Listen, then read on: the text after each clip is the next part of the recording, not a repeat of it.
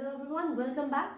सो दोस्तों, हम बात कर रहे हैं 12th स्टैंडर्ड के लिए यानी कि बोर्ड्स के लिए, बोर्ड्स 2020 के जो इंपॉर्टेंट क्वेश्चंस हैं उनके बारे में। सो ऑलरेडी मैं एक वीडियो अपलोड कर चुकी हूँ जिसमें हमने फर्स्ट 2 यूनिट्स के बारे में डिस्कशन किया था कि वो कौन से एक्सपेक्टेड क्वेश्चंस हैं, वो कौन से इंपॉर्टेंट क्वेश्चंस हैं जो कि बोर्ड्स 2020 के लिए बहुत जरूरी है, राइट। तो आज हम स्टार्ट करेंगे आपकी 3rd यूनिट से, और जिसमें जो सबसे पहला चैप्टर हम डिस्कस करेंगे वो है chapter number 8, human health and disease. Okay, तो जो चैप्टर नंबर 8 है ह्यूमन हेल्थ एंड डिजीज, उसके वो कौन कौन से क्वेश्चंस हैं जो कि एक्सपेक्टेड है बोर्ड 2020 के लिए, ठीक है। तो देखिए, इस चैप्टर में हम बहुत सारे डिजीजेस के बारे में बात कर रहे हैं और एक टॉपिक अलग से हम ड्रग्स के बारे में बढ़ते हैं, राइट। तो इसमें से सबसे बेसिक क्वेश्चन जो पूछा जाएगा वो किस तरीके से होगा। जनरली एक टेबल बना दी जाती है, उस टेबल से जो क्वेश्चन आपसे पूछा जाएगा वो ये होगा। एक तो आपको यहाँ पर पैथोजन के लिए कॉलम देंगे, ठीक है। अब पैथोजन में आपको वो बैक्टीरिया है, वायरस है, फंगस है या प्लाज्मोडियम जो कि डिजीज को करवाने के लिए रिस्पॉन्सिबल है।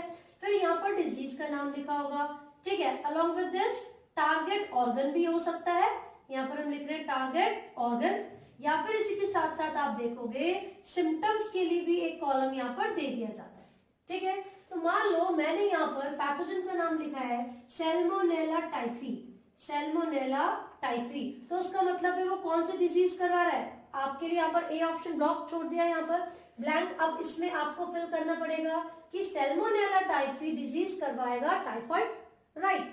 फिर अगर यहाँ पर टारगेट ऑर्गन था, चलो इंटेस्टाइन ऑलरेडी लिखा हुआ आपको दे देगा, मैं अच्छे से लिख देती हूँ। मान लीजिए इंटेस्टाइन यहाँ पर ऑलरेडी लिखा हुआ आपको क्वेश्चन में दे दिया गया। फिर सिम्टम्स पूछेंगे, तो बच्चे क्या करते हैं कि सिम्टम्स में हेडेक, फीवर, हम उसमें ये डाल के आ जाते हैं। भाई अगर आपको एक स्पेसिफिक डिजीज के सिम्टम पूछे गए हैं तो आपको उसी के जो स्पेसिफिक सिम्टम्स है वो बताने हैं, क्योंकि हेडेक और फीवर हम सभी आंसर्स में नहीं लिख सकते, है ना। तो अगर सैल्मोनेला टाइफी जो टाइफाइड है उसके बारे में बात हो रही है तो आप ये बताओगे कि लॉस ऑफ एपेटाइट हो जाता है, मतलब भूख नहीं लगती, ठीक है, या बॉडी का जो वेट है डेफिनेटली वो भी कम हो जाएगा अगर आप खाना नहीं खाओगे तो, या फिर इंटेस्टाइनल परफोरेशन, करेक्ट। सो यहाँ पर आप सिम्टम्स भी मेंशन कर सकते हो। मान लीजिए अब यहाँ पर आपको ये बी दिया हुआ था, देन ये सी हो सकता है। यहाँ पर आपको डिजीज का नाम लिख के ऑलरेडी गिवन है ना, तो यहाँ पर मान लीजिए मलेरिया लिखा हुआ है। क्या लिखा हुआ है? मलेरिया। तो अगर यहाँ पर मलेरिया लिखा होगा ऑलरेडी और आपसे पूछा जाएगा कि वो कौन सा पैथोजन है जो कि मलेरिया करवा रहा है, तो आप यहाँ पर किसका नाम लिखेंगे? प्लाज्मोडियम का नाम लिखेंगे। बच्चे फीमेल एनोफिलिस मॉस्किटो लिख देते हैं, वो पैथोजन नहीं है।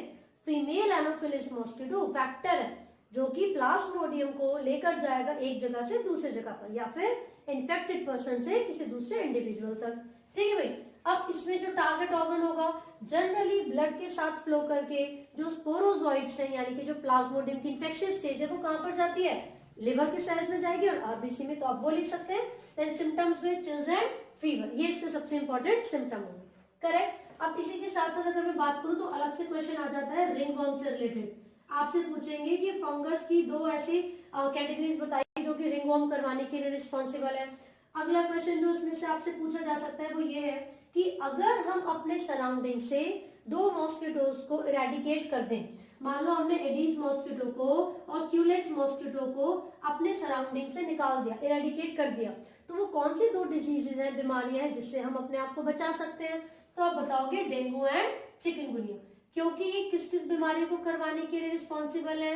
डेंगू एंड चिकनगुनिया, ठीक है भाई। तो यहाँ पर रिस्पेक्टिवली, मैं यहाँ पर रिस्पेक्टिवली से लिख रही हूँ क्योंकि एडीज रिस्पॉन्सिबल है डेंगू के लिए और क्यूलेक्स रिस्पॉन्सिबल है चिकनगुनिया करवाने के लिए, ठीक है। तो इस तरीके के क्वेश्चंस आपसे पूछे जा रहे हैं चैप्टर नंबर 8 में से। इसके अलावा भाई जो क्वेश्चन आपसे पूछा जाएगा वो होगा एंटीबॉडी का ना डायग्राम, स्ट्रक्चर आपको बना के दे देंगे।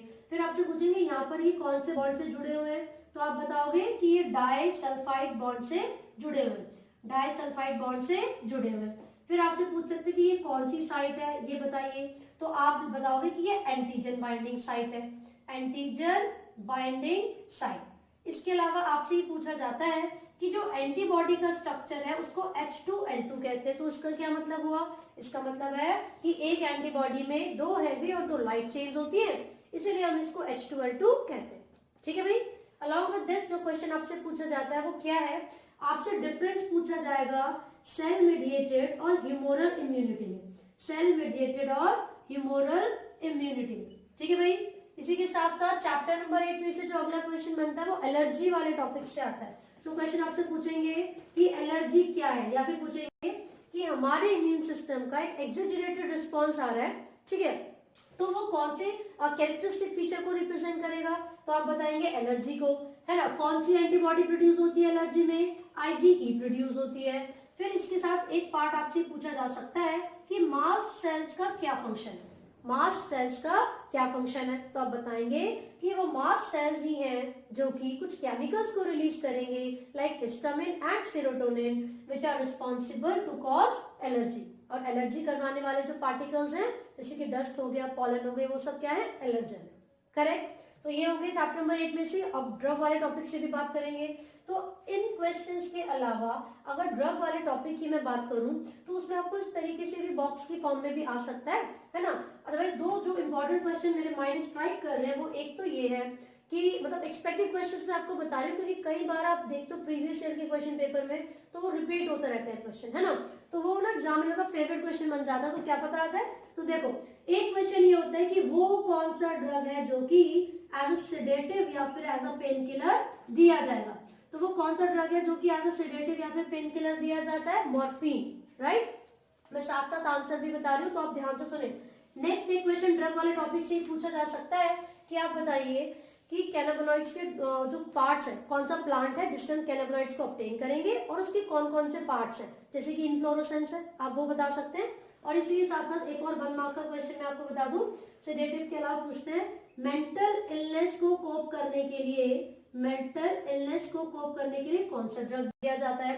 तो भाई इसका ऊपर वाले का आंसर तो मॉर्फिन था, और जो मैं जिसकी बात कर रही हूँ मेंटल इलनेस को कोप करने के लिए, उसमें आप एलएसडी लिख सकते हो या फिर बार्बिटूरेट्स लिख सकते हो, ठीक है। तो ये कुछ ऐसे ड्रग्स हैं जो कि क्या कर सकते हैं, एक तो मेंटल इलनेस से कोप करने में हेल्प करेंगे और मॉर्फिन सेडेटिव या फिर पेन किलर की तरह यूज किए जाते हैं। करेक्ट। तो these are the expected questions from chapter number 8। आप इसको देख सकते हैं, स्क्रीनशॉट ले सकते हैं, ठीक है। 10 में से याद है वो ये है कि सीवेज क्या है, व्हाट इज सीवेज, और जो प्राइमरी एंड सेकेंडरी ट्रीटमेंट होता है सीवेज ट्रीटमेंट, उसमें क्या डिफरेंस है, ठीक है। तो प्राइमरी और सेकेंडरी ट्रीटमेंट में आपको डिफरेंस बताना है। प्राइमरी एक फिजिकल प्रोसेस है, जबकि जो सेकेंडरी ट्रीटमेंट है वो एक बायोलॉजिकल प्रोसेस है, राइट। क्योंकि जो बायोलॉजिकल प्रोसेस इसलिए बोल रहे हैं उसमें फ्लॉक्स यानी कि बैक्टीरिया और जो फंगस है उनकी इन्वॉल्वमेंट होती है। कई बार बीओडी की एक्सपेंडेड फॉर्म भी आपसे पूछ ली जाती है, यमुना एक्शन प्लान, है ना, गंगा एक्शन प्लान, गैप ये भी पूछ लिया जाता है।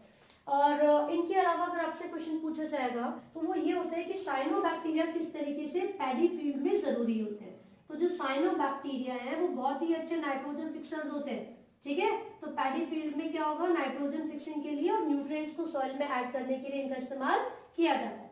फिर इसके अलावा जो आपसे क्वेश्चन पूछा जाता है वो ये है कि एक ऐसे इंसेक्ट का, एक ऐसे बैक्टीरिया का और एक ऐसे फंगस का एग्जांपल दीजिए जो कि बहुत ही अच्छे बायो कंट्रोल एजेंट होंगे, है ना। तो बायो कंट्रोल एजेंट, यहाँ पर हम लिख रहे हैं बायो कंट्रोल एजेंट के बारे में। तो कौन कौन से एग्जांपल्स आपको यहाँ पर बताने हैं, एक इंसेक्ट का नाम बताना है, एक बैक्टीरिया का नाम बताना है और एक वायरस का नाम, सॉरी फंगस का नाम बताना है। तो देखो इंसेक्ट में आप ड्रैगन फ्लाई का एग्जांपल ले सकते हैं, बैक्टीरिया में बैसिलस thuringiensis और फंगस में आप न्यूक्लियोपॉलीहेड्रोवायरस, है ना। तो ये एग्जांपल्स आप इसके अंदर दे सकते हैं। अलॉन्ग विद दिस अगर इसके अलावा आपसे क्वेश्चन पूछे जाते हैं तो कई बार वो क्वेश्चन इस तरीके से बॉक्स के रिस्पेक्टिव क्वेश्चन होंगे। जैसे कि मैं यहाँ पर टेबल बना रही हूँ, तो टेबल में क्या क्या होगा, प्रोडक्ट होगा, है ना, पैथोजन या टाइप ऑफ ऑर्गेनिज्म। तो जैसे कि मैंने यहाँ पर लिखा फंगस, सबसे पहले मैंने लिख लिया फंगस, ठीक है। अब फंगस तो कैटेगरी होगी, फंगस क्या हो गई, कैटेगरी हो गई, उसका एक एग्जाम्पल और जो वो प्रोडक्ट्स को प्रोड्यूस कर रहा है उसका नाम, या फिर इसी के साथ साथ आपसे ये भी पूछ सकते हैं कि उस प्रोडक्ट का यूज क्या है, ठीक है। तो देखो जैसे मैंने यहाँ पर फंगस के बारे में बात किया और उस फंगस का नाम लिख लिया हमने मोलस्कस परप्यूरिस, मोलस्कस परप्यूरिस, ठीक है।